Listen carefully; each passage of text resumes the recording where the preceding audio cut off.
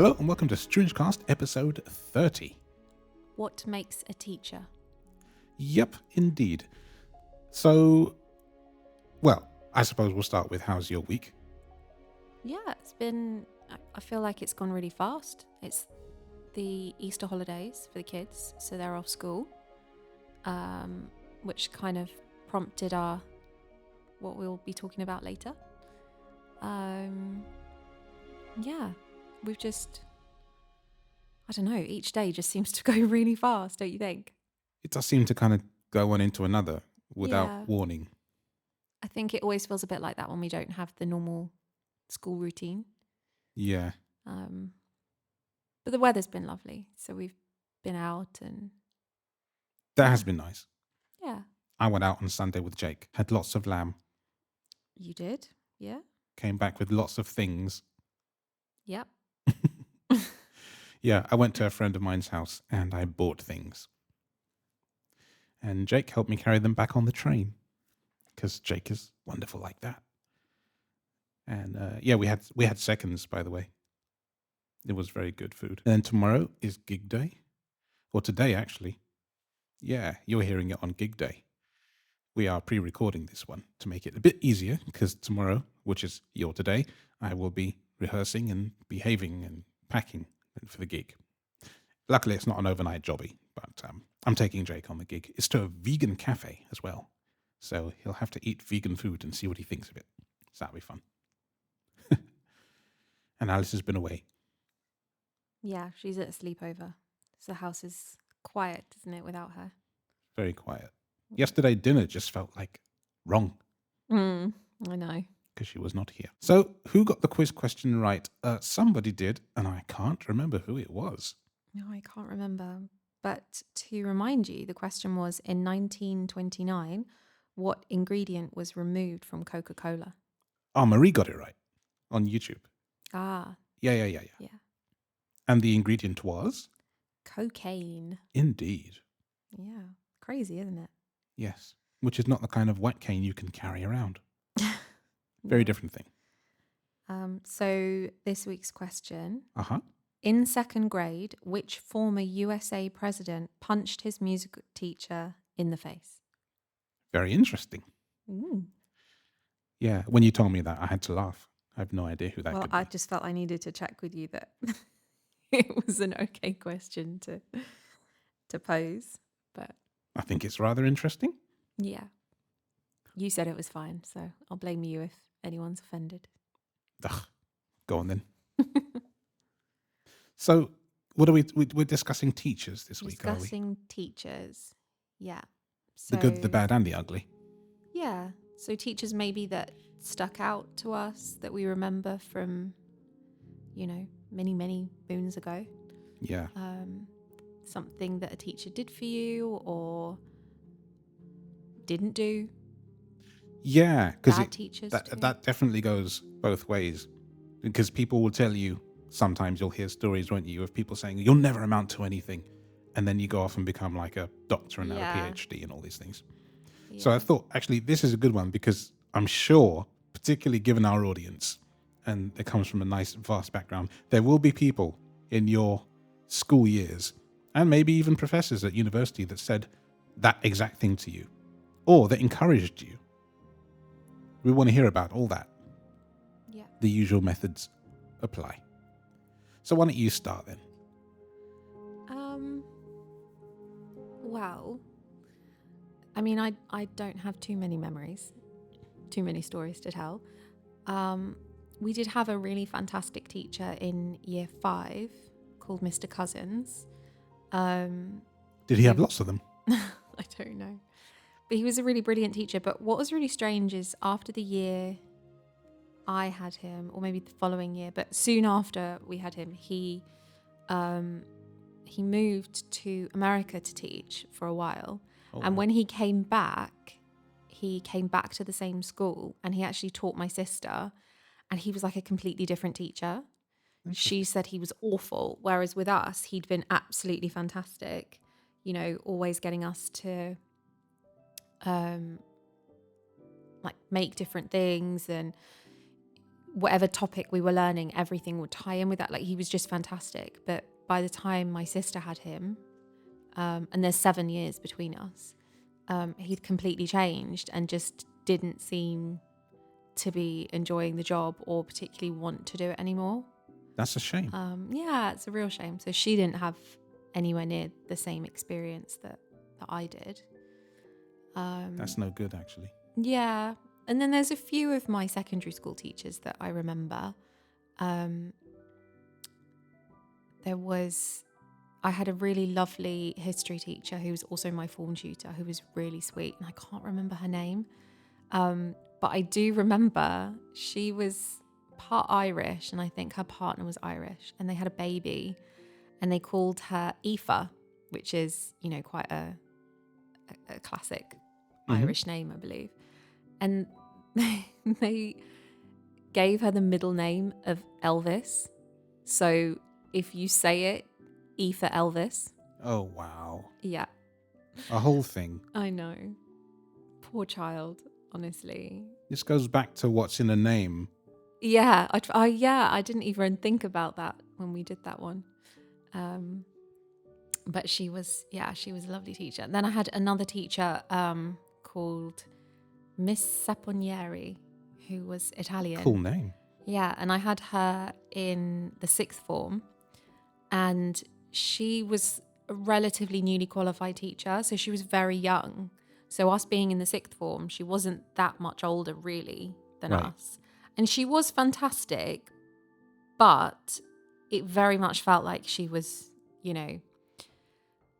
trying to be one of us. And everybody loved her and got on with her, but I just never felt like it was particularly great at teaching. Only because she just was too similar, I think.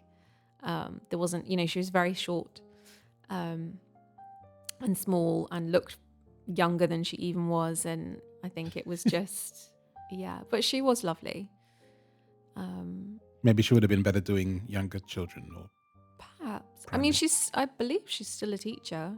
That's a long time ago, so she would be. Yeah, she'd be a lot work older out. now, and I'm sure, it comes with experience and stuff, but You got to cut your teeth somewhere, yeah.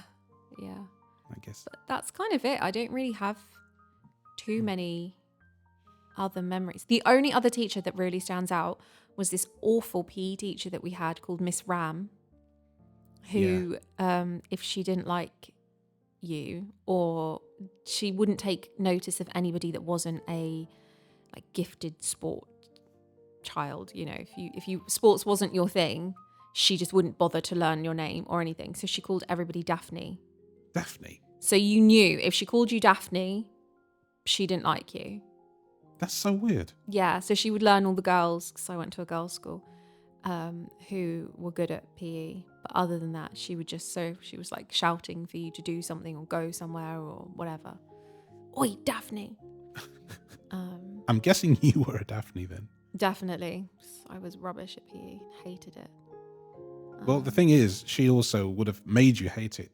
Yeah, of course. If you'd had a better teacher, you might have actually found yourself enjoying it. Yeah, because back then, PE was very much like you either were good at it or you weren't, and there was no real encouragement if you weren't. Right. You'd get teased and whatever. Yeah. So, yeah, it's not like that now. It is different, and she wouldn't be able to get away with that anyway. No, absolutely not. But you see, the more we talk about things of our past, the more we realise just how not young we are anymore. Yeah, that is true. It's weird. But yeah, go on then. Your turn. My turn. Teachers. Well, who do I remember? From my nursery days, I do not remember the names of the teachers, which is weird because I had a good nursery experience. And I know at one point I used to know them, but memory has deteriorated. No, I don't. I do, however, remember my day school. I went to a visually impaired school in Shepherd's Bush. And by the time I left in 1992, there were all of 20 students left, I think. And we all dispersed to other schools around the country with a lot more people, and they shut that down. So the teachers I had in John Ed, I knew for a long, long time. And I think in my first class, we had two teachers in particular. We had Mrs. Heathy and Mrs. Davy, and they were both very cool. And I remember that Mrs. Davy would take us swimming. There was a pool nearby that we would take the minibus to, and it was a heated pool, and it was really nice. Yeah. And we got on well.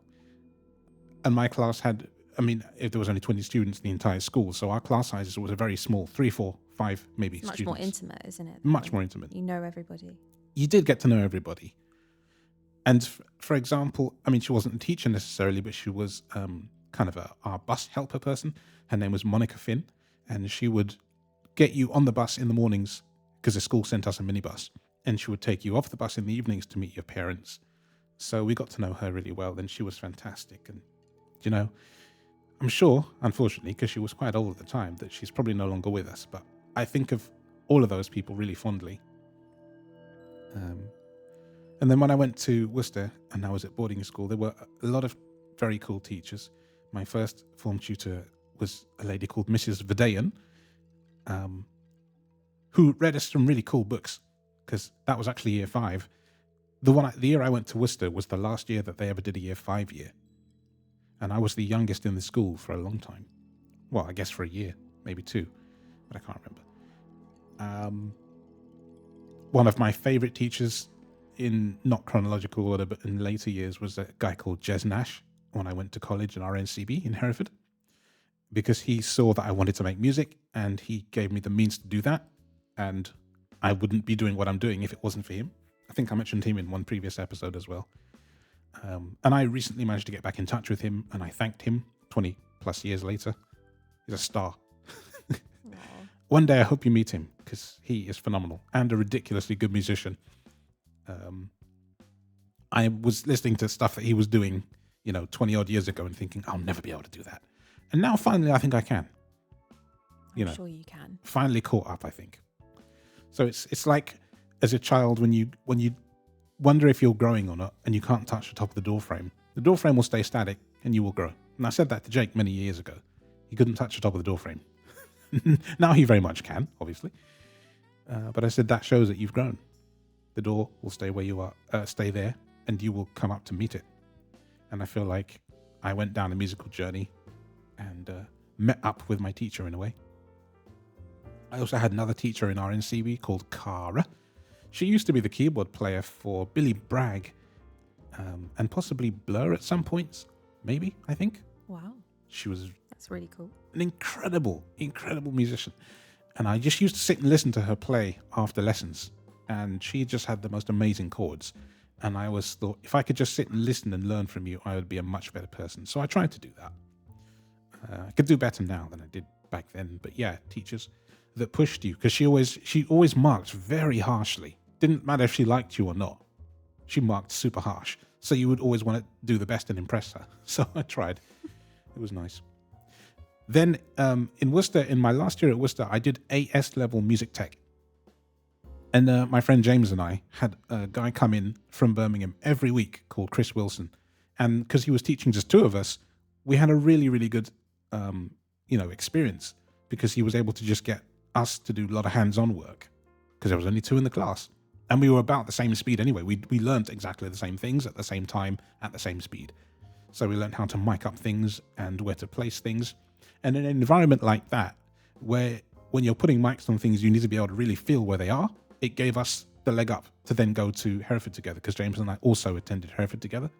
Yeah. So had it been a class full of lots more people, you might have got a lot less hands-on time with things. And when you're placing mics, it's very important to know where you are and where they are in relation. So Chris showed us all that and said, right, here's how you do this and here's how you do this other thing. And that was really cool. So I never ever forget Mr. Chris Wilson. In fact, he's the one that invited me to go speak at Cambridge. 2017? So nearly 8 years ago, when I first did my speaking engagement. I remember that. Yeah. I think he found me again through Facebook, because we lost touch for many years, but then found him again. So yeah, Chris Wilson, good guy. And there's probably a few others, but I if I miss anybody, it's not out of malice. Do you think sometimes you remember the negative more than the positive? I mean, you've only really spoken about positive stories, but is that because that's what jumps out at you and you don't want to mention the negative ones, or do you think for you it's more positive? Mostly positive. I mean, Yeah. there was a house parent called Sheila who I'm sure just Yeah, I think we've hated talked people. about her. Yeah, I think she just didn't like people in general. I don't think she liked her job, to be fair. And she was quite rude to my mum, quite rude to my dad. She didn't like me. I got that sense. So I didn't have the best time in one of the boarding houses I lived in when she was there. When the other house parents were there, it was absolutely fine. But when she would come back, I used to dread it. I used to hate it. So there is that. And being at boarding school, you can't move out or do anything else.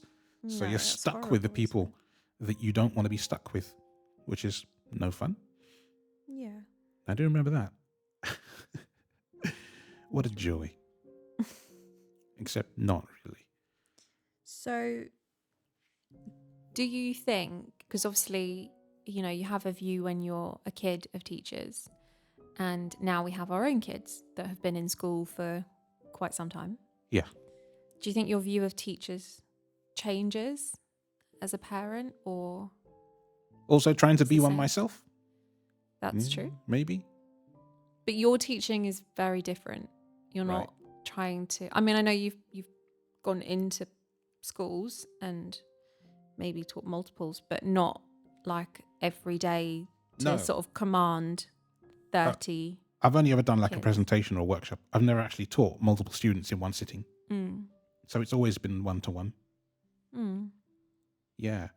And I think it's different because you're teaching people that want to learn what you're teaching. That's true. When you're a teacher, say, particularly in secondary schools, a lot of those kids want to be there. Yeah, very true. So do you think your view of teachers has changed? You know what? I don't know. It's a good question, but I just don't know if it has, because I think from our kids, certainly, we tend to only hear about the negative stuff. And then you kind of think, well, all teachers must suck. Now, I know that's not true, and that's obviously a stupid statement. It's a blanket statement, and it's not true. But usually kids only tell you when something bad has happened. Like Amazon or reviews. Negative. Yeah. You will only read and you hear bad the odd reviews. thing. Like Alice talks about her German teacher. Yeah. But it is true. What I noticed with our kids now, and I know this having spoken to a couple of other parents also of kids in secondary school, and I'm sure this is exactly the same when we were kids, but it seems to be that they're not allowed to ask questions in terms of when they're getting told off, or if there's, mistaken identity of whoever has done whatever it might be in the classroom. They're not allowed to challenge the teacher. And I find that very, very disrespectful. Well, I think of the school, not for the child. Yeah, I mean, I find it hard as a parent because, we're trying to raise kids that stand up for themselves within reason. We're not talking about, being aggressive. But, if someone's saying, there have been quite a few instances with Jake where a teacher has given him a warning or a negative behavior point or whatever it might be, told him off in some context. And he said, but what have I done? And that is considered a bad thing because he's challenging the teacher. And I just feel like, if you're trying to raise people to look after themselves and challenge authority within reason. We're not talking about, being those belligerent teenagers that we remember or seen or whatever. That are like, what did I do? I get that, and I get how difficult that must be for teachers. But at the same time, I don't feel like a child saying, but what have I done is such a bad thing. Even for the teacher to just say, let's talk about it at the end of the lesson, so that child has a chance to say, but it wasn't me that did it, and and I can prove it. Or just being able to explain their side of the story. I think exactly. it really just puts a Negative spin. Yeah, and it just makes the kids feel like, what is the point? You know, Jake has got to the stage where he's just like, there's no point even challenging it. There's no point. I just accept it. And that's awful, because when he grows up and he's in the workplace and someone's treating him poorly and he's just they've got authority over me, so I'm just going to accept it. That's a terrible lesson to teach our children. I'm glad you said that, because I was about to say exactly the same thing. And Yeah. I think it's a disgrace that in a school environment where you are supposed to be learning, that you cannot ask those who you are learning from what the problem is and how to deal with it. Yeah, That's disgusting to me. You know, I do also see the teacher's side in that it's very difficult when you've got a whole class and you're trying to control them and teach them, and they're rowdy and they're not listening, and, you know, teachers are just people. I do understand that, but it is their job to treat all these kids as individuals as well as a collective. And, you know, it's even gotten to the point with Alice, and we know, you know, when she had her last parents' evening and it was absolutely exemplary behavior, there is now one particular teacher who has given her multiple verbal warnings for supposedly talking when she's, you know, answered somebody because they've asked her to borrow a pen, or she's looked at her friend across the room and he's assumed that she must be talking, so told her, you know, stop talking or whatever. And now she's not the type of child that would ever question that. But she's also not the type of child to ever cause a disturbance in the class. It's just not in her nature. She's too scared of getting into trouble. And it's made her now feel so negative towards this teacher and the class that, you know, it's almost getting to the point where I need to step in, and that's never a great place. You don't need to. I will step in. Well, we start with me. No. We end with me. Yeah, things, and you know what? This is going to be very dark. But if you can't speak up even in your school environment, when something nasty happens to you, particularly as a woman, as a girl, you feel like you cannot speak up even then. And I'm sure I don't need to reference what it is I'm talking about when I say that. No. Right. So when schools do this to children, they're not considering the long-term ramifications of that. And this very much makes me angry. Very angry. So, no, it doesn't start with you. It will end with me, period. If we need to have that discussion, we will have that discussion. Because it's not just our child that will be affected. Everybody will be affected. Because they're just blanket statementing saying, if you're talking, then probably everyone else is talking. It's not okay. Yeah. When I was in school, it was okay to ask questions. You might have had to wait till the end, like you said. But if you can't even do that, then what is the point? Well, that's it. And it's a natural thing, isn't it? If someone's accusing you of doing something that you know you weren't doing, obviously you're going to say, but it wasn't me. So, you know, if a child is being told, oh, you stop talking, or, you know, you're distracting everybody, and they're like, but it wasn't me. You know, to be able to say and stand up for themselves, you know, we wouldn't as adults accept that. That is the last thing I would accept. No, I know. It's difficult because then also we're not there, and, you know, we have to kind of judge it on what we're being told. And yeah, with Jake it's a bit trickier. But he can stand up for himself. He can stand up for himself. Speak. Yeah, he will if it's necessary. But he also just has this kind of what we call the resting bitch face. Where he just gets looks that from me. Yes, he does. You know, it is a thing. Where he just looks, you know, annoyed, angry, perpetually angry. Yeah, and that doesn't always fare well in some lessons, which is fair. Yeah, and, you know, he does struggle to, like, if there's a lesson that he doesn't enjoy or doesn't see value in, he does struggle to then actually. My mum would tell you the exact same thing about me. Yeah, I'm sure. She would have said the exact same thing. Yeah. But yeah, you know, it's tricky, isn't it? But adult or not, if you're rude to my child and disrespect my child, we're going to have a problem. I know. There is no two ways about it. We're going to have a problem. You've heard it here first, people. You've lain down. One way or the other, we're going to resolve this. If it means going in nicely, I can be diplomatic for about 7 seconds, then I'm done. But if we have to go in and have a chat, we'll have a chat. No one should have to put up with that. Like you said, an adult would not. And a child should not. Because if you can't question what needs to be questioned, then when can you question it? Yeah. I ask you that. So there you go. Dog is barking. She seems very angry. It's birds in the garden again. Okay. Well, yeah. Before we finish, yes, my little story of the day. Oh yeah. I like this one. Galapagos tortoises at Philadelphia Zoo became first-time parents at nearly 100. Well, I say. Yeah.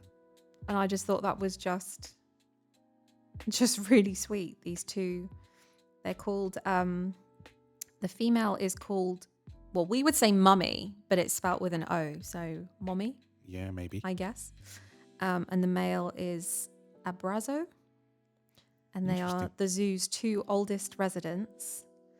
And yeah, they have become first-time parents. Amazing. Yeah. The female, she arrived at the zoo in 1932. So for the last 92 years, she's been there. That's crazy. Isn't it? Just how can you still incredible. do it at that age? It's impressive. Well, they live a really, really long time. Apparently. Galapagos. How long tortoises. do tortoises live? Well, these two are nearly 100 and they're still... Will they get their letter from the Queen? I don't know. That's funny. Well, there you go. Bit of a shorter one compared to last one, which was one. massively long. But it was quite fun nonetheless.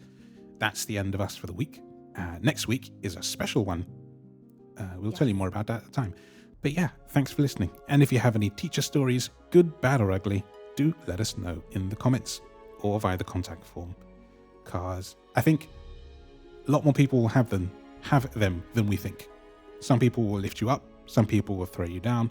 Yeah. Some people will tell you that you can do this. And some people will tell you that you definitely can't. And then you prove them wrong. That's another thing. Yeah, we don't want people telling our children that they can't do things. Yeah. Because they're an authority and they might well believe it and then not try to strive for the thing that they want to do. Not having it. Yeah, I agree. So there we are for another week. I'll see you next time. We will see you next time. Bye.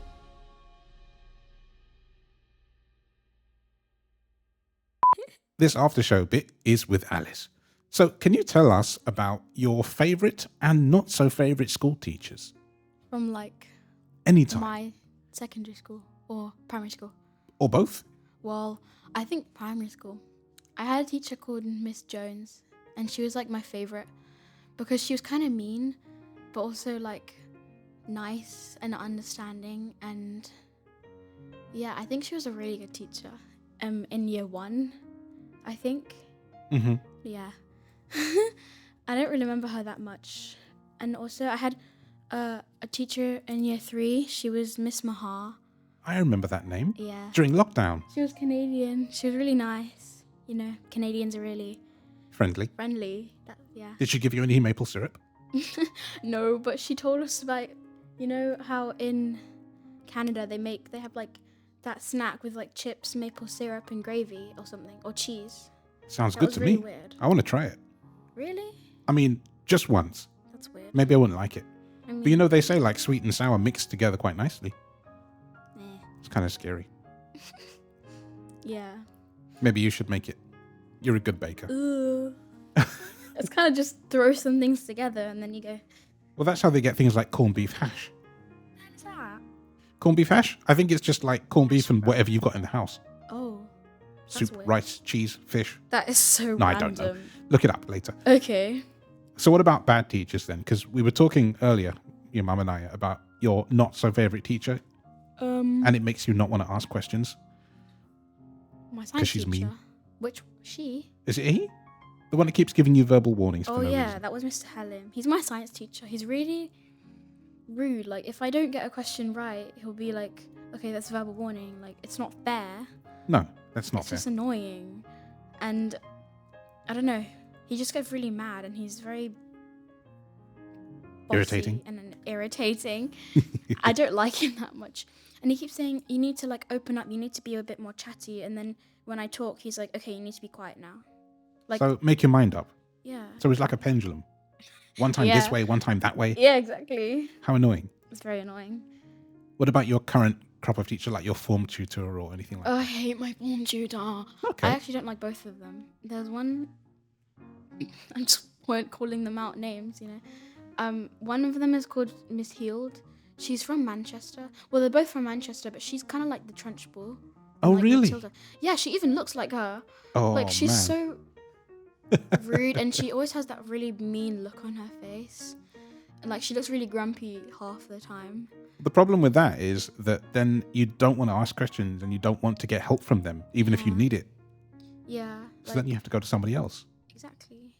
And same for my other one. She's also from Manchester. Her name is Miss Friend. And she's kind of nice, but whenever I say hi to her, she just, I don't know if she doesn't see me or she doesn't hear me, but she doesn't say anything back. And then, like, if me and my friends are, like, talking with her, then she's like, "You guys gonna keep following me around the playground?" Oh. Like, she doesn't want us to talk to her. Okay, so then we just leave. So, I don't know. She's a bit rude. It seems like you have kind of a crop of mostly bad teachers. Yeah. I don't really like any of my teachers, apart from, like, my math teacher. Whereas when you listen to this recording later, you'll find that most of my teachers I talk about are quite nice. I had pretty good experiences, Lucky. apart from one house parent that was mean to me. But yeah, Yeah. is that it then? Um... Any last thoughts? I think so. I don't know if I had that many mean teachers in like primary school. I mean, I don't remember hearing about them, no. no, honestly, all of my teachers were nice. Well, that's good. Yeah, they were all nice. Good memories. Yeah, good memories. Would you like to go back and say hi to them one day? And Yeah, like, probably. Wow, nearly I'm taller than you now, teacher. Yeah, I remember my nursery teacher. She told me to come back when I was like in year 6 and come say hi to her. So, Well, you should. but I don't even know if she still works anymore. It's been like years and years and years. It has. Yeah. You should do it because the thing is, when you go back, everything will look so small. Yeah, I would look so tiny. Like before it was so big, I'll probably be like, "What? Why was I scared of that? Why is that so big? I mean, why is it so small now?" That's what happens, Really though. like surreal. It is quite surreal, yeah. Yeah. I went back to my boarding school a few years after I left, and it seemed so different, but so the same at the same time. It was really weird. Yeah. And some of the teachers that I thought were quite strict were really, really nice, actually. Yeah. And you can like, my teachers are like, you can call me by my actual name when you leave school. Yeah, Like, you don't have to call them Miss. I found that really weird. Mister. And out of respect, I just never could do it. No, I found it really hard. it just sounds illegal. Yeah, that's a good way of putting it. It did seem illegal, actually. That's really... Yeah.